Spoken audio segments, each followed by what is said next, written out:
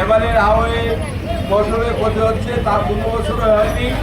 আমরা তার জন্য এই মাননীয় জেলা প্রশাসনের মাধ্যমে প্রধানমন্ত্রী বরাবরে আমরা যেতে যাব। আমি আমার অনুরোধ সভাপতি বক্তব্য করি, সবাই দয়া করে আমাদের সাথে জেলা প্রশাসনের কার্যালয়ে আমরা সুনামগঞ্জ জেলা আহ্বায়ক আন্দোলনের পক্ষ থেকে আপনাদের কাছে এটি আহ্বান করছি এবং দাবি জানাচ্ছি।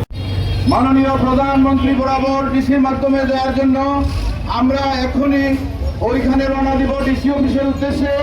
আমি এই ফাঁকে দুটি কথা বলতে চাই। আপনারা জানেন গতকালকে দেখার হাওর একটি বাঁধ বেরিয়েছিল। এই বাঁধ এলাকার জনগণ তাদের নিজস্ব খরচে নিজস্ব পরিশ্রমে বাঁধ দিয়েছিল। পরে আমি ডিসি সাহেবের একটি বক্তব্য শুনলাম, তিনি বলছেন যে এটা আমাদের পিআইসি মুক্ত বাঁধ নয়। অথচ উনি দায়িত্ব এড়ানোর জন্য এভাবে কথা বলে কৃষকের পক্ষে না গিয়ে কৃষকের বিপক্ষে একটি বক্তব্য দিলেন।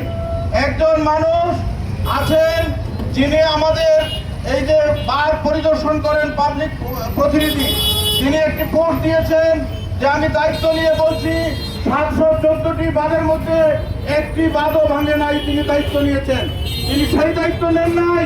এই যে 714টি বাঁধ নির্মাণ করা হয়েছে, সেটা শতভাগ নির্মাণ করা হয়েছে, সেটা পরিকল্পনা মতো করা হয়েছে, সেই দায়িত্ব তিনি নেন নাই।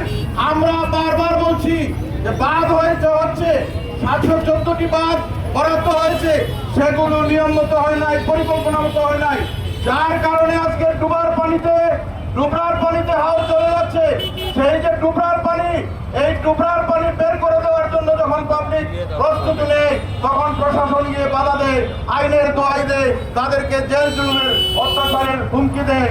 এগুলো বন্ধ করে